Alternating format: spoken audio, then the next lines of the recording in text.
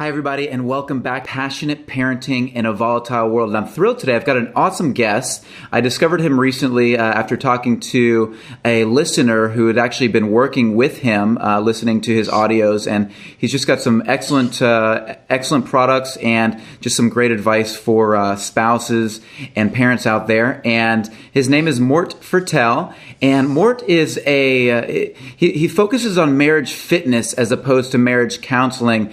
He produces a very innovative step-by-step relationship-changing system that teaches you how to save your marriage. So you're going to learn how to neutralize your problems and put into practice a system of relationship habits that will shut the momentum, or that will shift, the momentum of your marriage. And I'm just couldn't be more thrilled. He's actually been on NBC, Fox News, Psychology Today, Family Circle, Home Journal. So the guy is just doing great work out there and promoting his work. And I couldn't be more thrilled to have you. Mort, how are you doing today? Great. Thank you so much for having me. Yeah, it's great to have you. So without further ado, I'd love to find out what your journey was. What brought you, what's your background?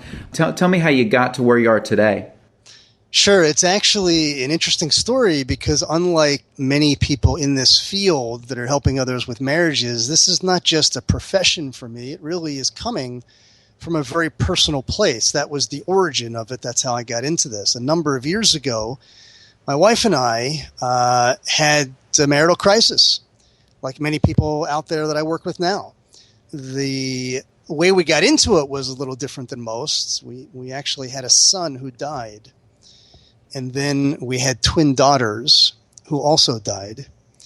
And obviously it was painful and tragic.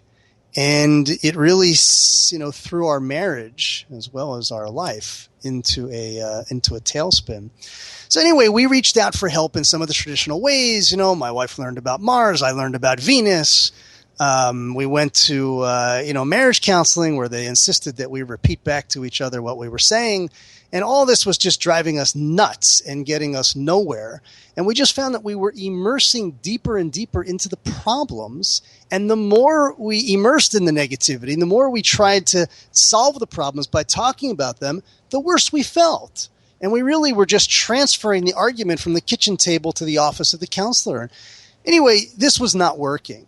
We were horrified at the help that was available to people like us who wanted to save our marriage but were in trouble.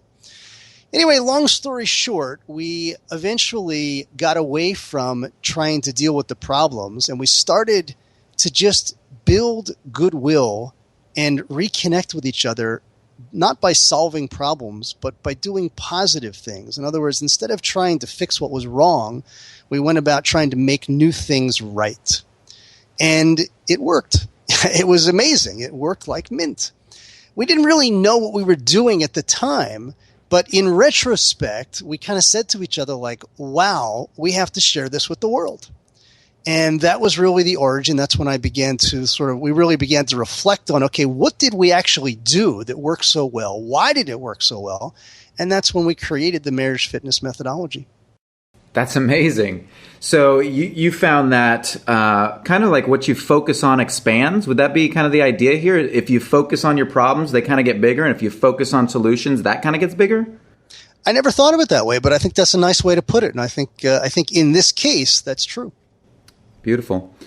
So obviously there are so many families out there suffering now, whether it's emotionally, financially, spiritually, physically. The spouses really are the nucleus of the family, and they create the dynamic for everything that comes from there, the children and all the experience from there. How do families begin to heal those wounds? So can you be a little more specific about what it is that you actually coach and how you get people back on track?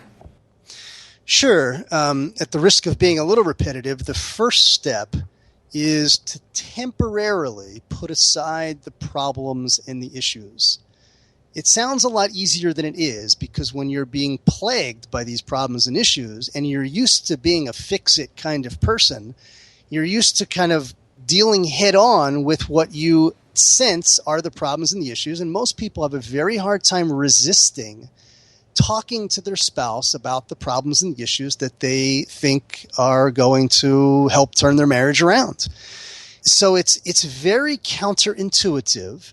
I'm asking people to really go against their impulses because, again, the impulse is let's sit down and hash this out.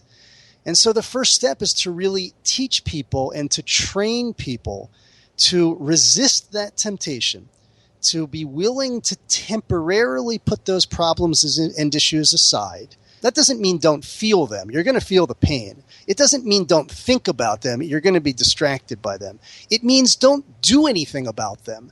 Don't deal with them in the sense that I'm going to bring this up with my spouse and we're going to talk this through. Because you're not going to talk it through. You're never going to talk your way out of something you behaved yourself into. Marriages don't change because husbands and wives sit down and talk. Marriages change because people change. So the first thing to do is to be committed to putting aside those problems and issues, which again means not bring them up in the context of your relationship. And then with the time and attention you just freed up, you want to turn that to the positive things that you can do to begin to reconnect and build goodwill and build up the emotional bank account between the two of you.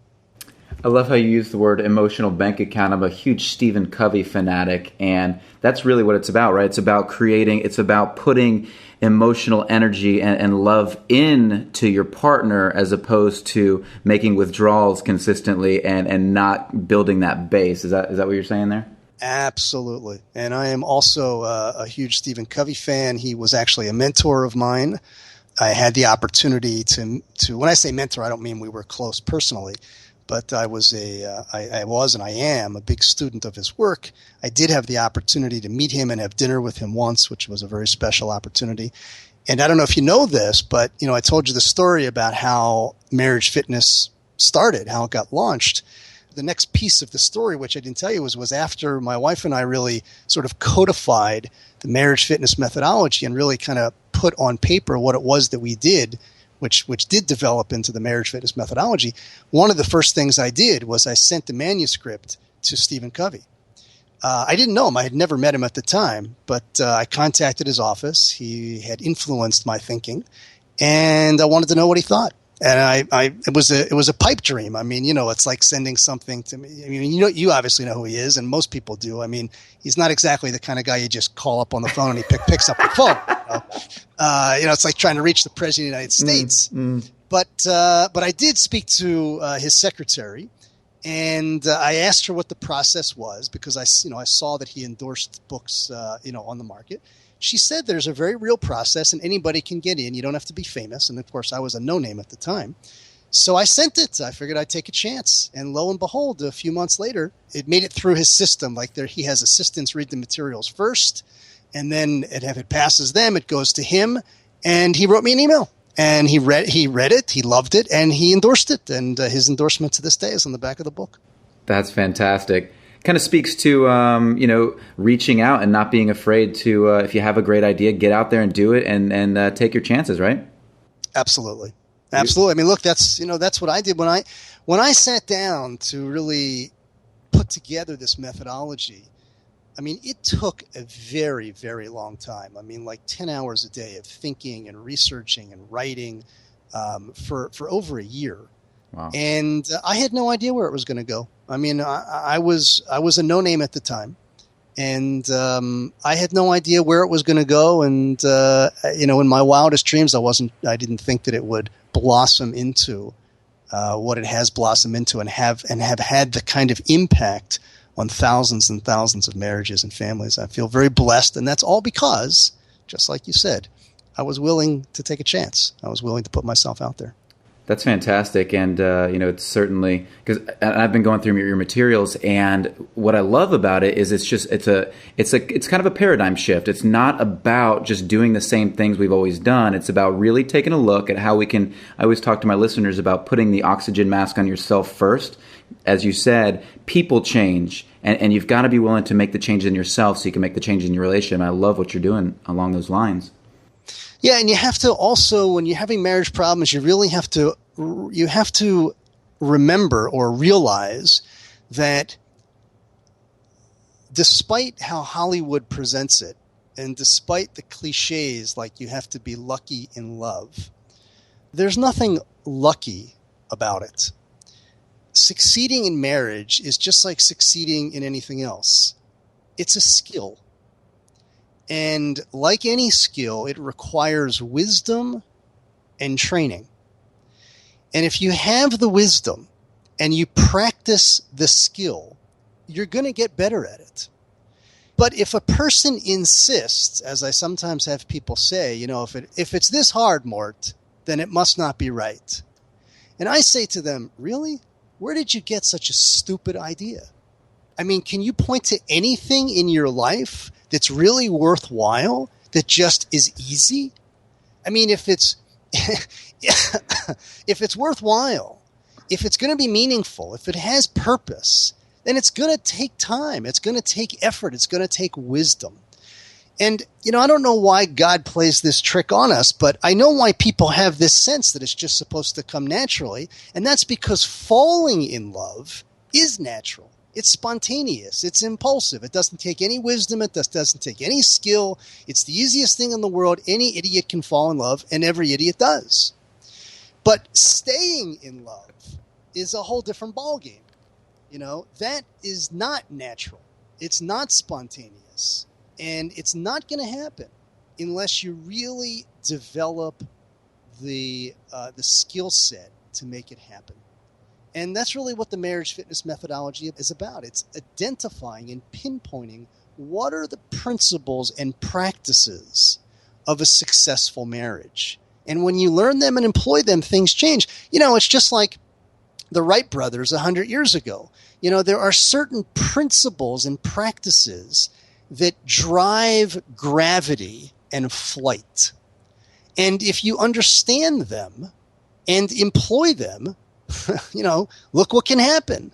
Whereas previously people thought that was impossible. That's great. So let's switch gears a little bit, and thank you for that. That's actually quite brilliant. I love how you talk about the principles, and that's another thing that I think about. It's not about rules and commands. It's about principles and understanding the deeper meaning behind things, and then putting them into place and taking action. So I love what you're saying there. Let me ask you. So a lot of folks have they're going through some really hard marriages. They're really struggling, and they've got, let's say, one person in the marriage really wants to make it work, and the other one is just not willing to commit. They're not willing to do the work necessary. What do you say to that person who's willing to do the work to really make it happen? How do you help them help their partner get on board? Right. So that's a great question. And there's a lot of people in this situation. The first thing that you have to appreciate if you're in this situation is get out of the mindset, get out of the thinking that I need my spouse to join me in this process in order to shift the momentum in our marriage and make progress. Sometimes people think, unfortunately, sometimes counselors will even say, unless your husband or wife is here also, I can't help you. Really? Why not? Why not? A marriage, a relationship, it's like being a scientist in a laboratory. If you take chemical A and chemical B and you mix it together, you get chemical C. Now, if I do that experiment again and I want to get a different outcome, I don't want chemical C, I want chemical D. Do I have to change both A and B to get a different outcome? No, I don't. I could just change one of the chemicals, A or B, and I will no longer get C, I will now get D. It really works that way in a marriage too. A marriage is like, it's a system. That's why in sociology and psychology, they refer to the family as a family system. So too in the marriage, which is the cornerstone of the family, that too between the two people is a system. And what's the definition of a system? It means there are interlocking parts that relate to each other and affect each other. So the first thing to appreciate is that one person can have a dramatic effect on the marriage through their own unilateral efforts. Now, of course, don't misunderstand. Of course, it's better if your husband or wife is on board and making the same efforts. You'll make more progress. You'll make it faster. It'll go smoother, etc. But if that's not your situation, what's the point of dwelling on that fact?